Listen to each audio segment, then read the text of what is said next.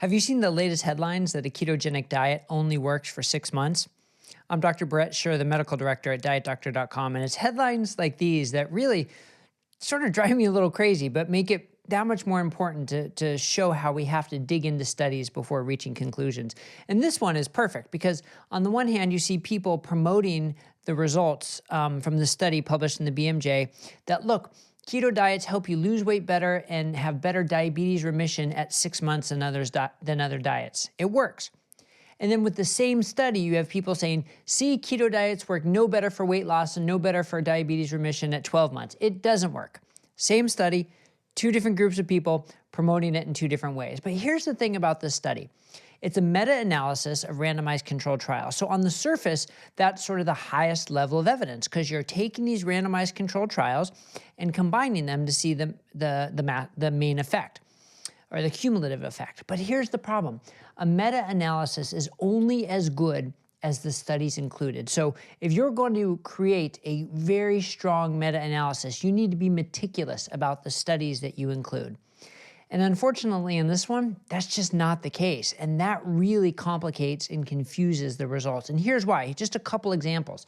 One, they cited the 12-month study by Dr. Yancey and colleagues comparing a low-carb ketogenic diet against a low-fat diet plus the weight loss drug orlistat. They used that data to say, see, there's no difference between the low-carb diet and the low-fat diet at 12 months.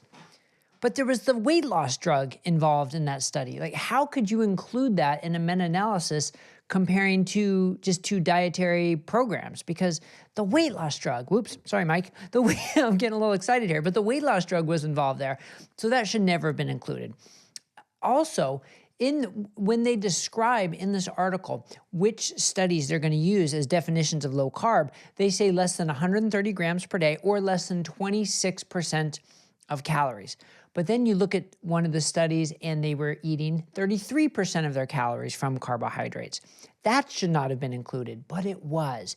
In other studies, we don't even know what they were eating. We know the dietary advice, they were advised to eat low carb, but the studies didn't report what the subjects were actually eating.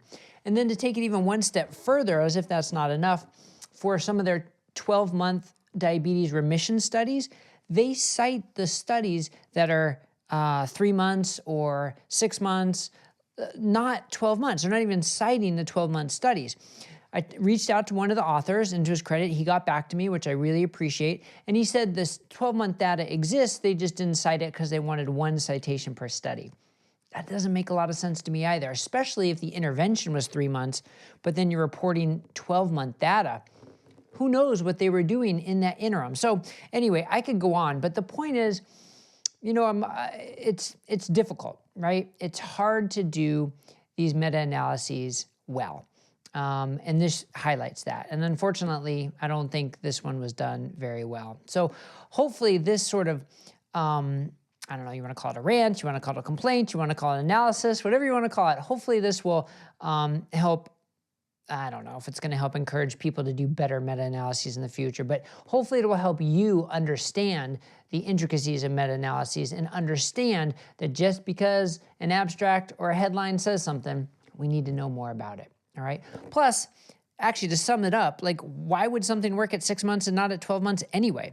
You know, if it's the same physiology, the same nutrients coming in, if it's good at 6 months, I mean, chances are it's going to be good at 12 months, but it's compliance, right? It's only going to work. Carbohydrate reduction only works if you reduce the carbohydrates. And if you stop reducing the carbohydrates, you're going to see a return back to the mean.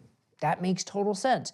But if you look at non-randomized trials like the Virta Health trial, where people chose to be on a keto diet, they weren't randomized, but they chose to be on it, and over 75% compliance at 2 and 3 years, and you can see the diabetes remission and the weight loss, it works. That's not a randomized controlled trial. That wasn't included in this meta-analysis. But that's the kind of data we need to counterbalance this and say, why would it work at 6 months and not 12 months? It works. If you do it, it works. I think that's the best evidence we have. All right. Thanks, everybody. Have a great day, and we'll see you next time here on Diet Doctor on YouTube.